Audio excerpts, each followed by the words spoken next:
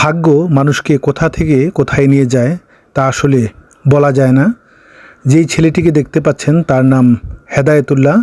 একসময় সেও তার দু পা দিয়ে ছুটে চলতে পারত, কিন্তু নিয়তি তাকে এ পর্যায়ে এনে দাঁড় করিয়েছে।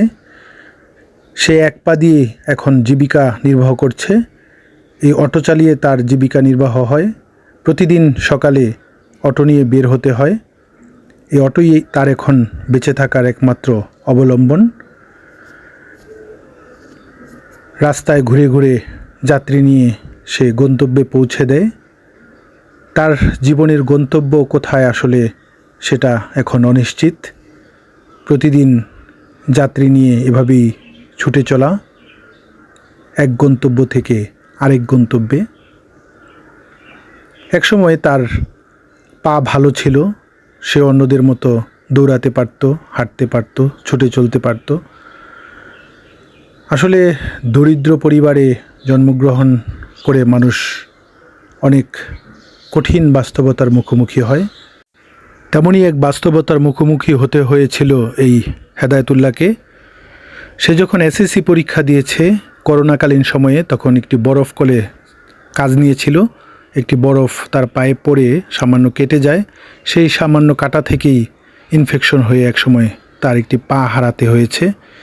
সে সারাদিন এভাবে অটো চালিয়ে একসময় সামান্য বিনোদনের খোঁজে খেলার মাঠে গিয়ে বসে থাকে। একসময় সেও এভাবে ফুটবল খেলতে পারত, ক্রিকেট খেলতে পারত, নির্মাণ মাঠে সময় কাটাতো। এখন অন্যের খেলা দেখেই সে তৃপ্তি পায়। মাঠে দাঁড়িয়ে থেকে তার সেই হারিয়ে যাওয়া স্মৃতি রোমন্থন করে। এক দৃষ্টিতে তাকিয়ে থাকে সেই খেলোয়াড়দের দিকে। নিজেকে কল্পনা করে সেও হয়তো এভাবেই দৌড়াচ্ছে, মাঠে ফুটবল খেলছে। এই যে খেলা দেখছো, এই খেলা খেলতে মন চায় না? মনে তো চাই, খেলছি তো অনেক, খেলছি ছোটবেলায়, এখন তো এক্সিডেন্ট এই জন্য খেলা হয়, দেখতেছি বসে বসে, ভালো লাগে। আর ফুটবল তো সবারই ভালো লাগে, এই জন্য তো বইয়ে দেখতেছি।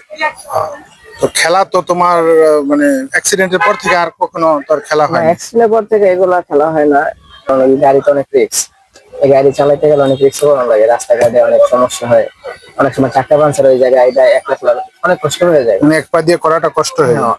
কষ্ট হয়ে যাবে। দেখা যাচ্ছে মানে পড়াশোনা শেষ করার পরে মোটামুটি একটা চাকরি বাকরি যদি নিতে পারি, চলতে পারবো। বন্ধুরা, জীবন যুদ্ধের এক অদম্য সৈনিক এই হেদায়েতুল্লাহ। সে অটো চালিয়ে শুধু জীবন জীবিকা নির্বাহ করছে না, পাশাপাশি তার পড়াশোনাও অব্যাহত রেখেছে। এসএসসি পর্যায়ে সে একটি কাজে গিয়ে যে পা হারিয়েছিল, সে হারানো পা নিয়েই তার পড়াশোনা চালিয়ে যাচ্ছে। অটো চালানোর পাশাপাশি সে নিয়মিত কলেজে ক্লাসও করছে। সোনারগাঁ জিআর ইনস্টিটিউশনে ভর্তি হয়ে সে এইচএসসি পাশ করেছে। এক পানি প্রথম দিকে ক্লাস করত, পরবর্তীতে বিদ্যালয়ের শিক্ষক শিক্ষিকা এবং সমাজের হৃদয়বান ব্যক্তিদের সহায়তায় তার একটি কৃত্রিম পা লাগানো হয়।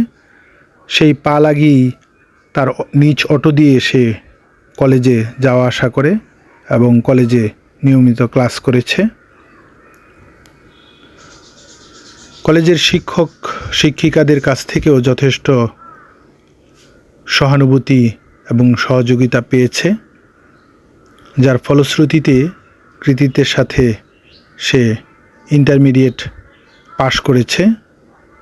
ঐতিহ্যবাহী সোনারগাঁ জিআর ইনস্টিটিউশনে সে মোগরাপাড়া থেকে প্রতিদিন নিজ অটোতে করে আসা যাওয়া করে এই পড়াশোনা ধরে রেখেছে। শুধু তার নিজের পড়াশোনা নয়, তার ছোট দুই ভাইও রয়েছে, তাদের পড়াশোনার দায়িত্ব তার কাঁধে।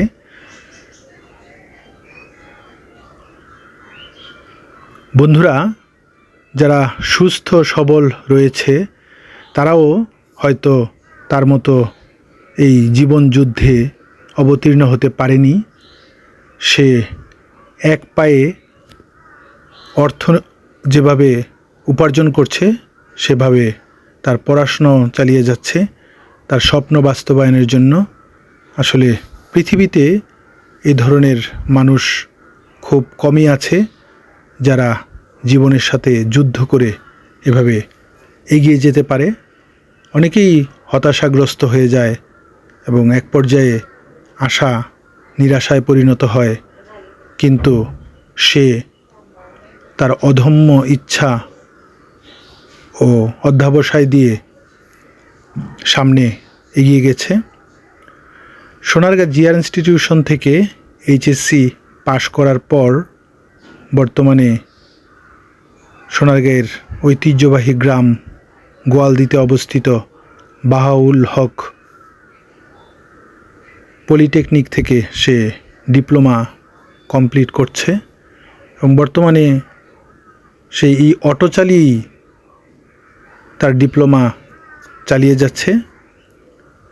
আর 2 বছর পর সে একজন ডিপ্লোমা ইঞ্জিনিয়ার হিসেবে বের হবে।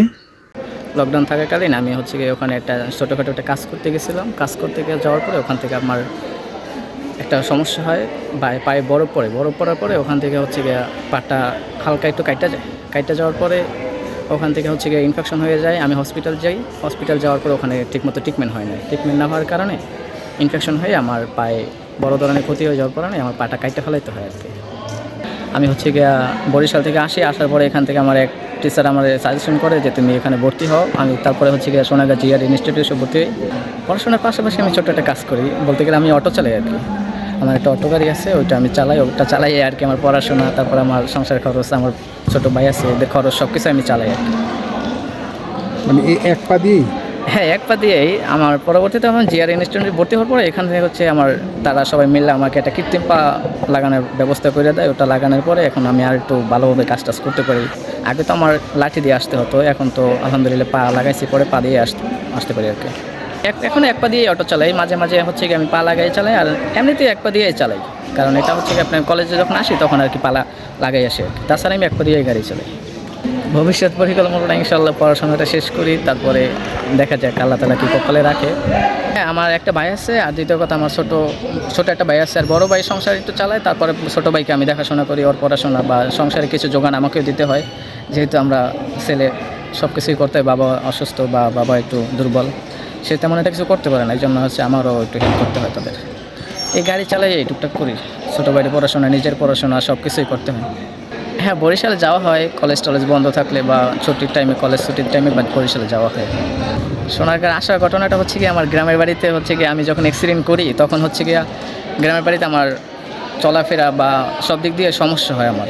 কারণ গ্রামের বাড়িতে হচ্ছে গিয়ে বৃষ্টির সিজনে বের হওয়া যায় না বাড়ির থেকে, তারপর রাস্তাঘাটে বের হওয়া যায় না। আবার ওখান থেকে আমার কলেজ দূর থাকে, অনেক দূর থাকে কলেজ, এই জন্য হচ্ছে গিয়ে সব দিক দিয়ে সমস্যা দেখে আমার ভাই আমাকে সোনারগাঁ নিয়ে আসে। সোনারগাঁ নিয়ে আসার পরে আমি হচ্ছে গিয়া বাসায় বসে থাকি। তারপরে হচ্ছে কি আমার এখান থেকে চিন্তা ভাবনা করলাম যে পড়াশোনাটা রানিং রাখি, ওখান থেকে পড়াশোনাটা রানিং রাখলাম আর কি। যে এক পা দিয়ে চালানোর সময় লোকজন কিছু বলে কেউ? হ্যাঁ, বলে যে তুমি তো এইভাবে গাড়ি চালাও, তোমার তো রিস্ক হয়ে যাবো বা তোমার তো সমস্যা হইব, এমনটা কিছু বলে। অনেকেই অনেক কথা বলে, কিন্তু কিছু তো করার নাই, নিজের জীবন চালাইতে হলে তো করতে হয় কষ্ট। অনেক মানুষে অনেক কিছুই বলছে যে ভাই তুমি তো অটো চালাও, আবার আমি বলছি যে আমি শুধু অটো চালাই না, আমি পাশাপাশি পড়াশোনাও করি। তারা আমাকে অনেকটাই রেসপেক্ট করে, অনেকটাই আদর করে যে তুমি এত কিছু করো, তুমি জীবনে কিছু করতে পারবে, এমনটাই আর কি।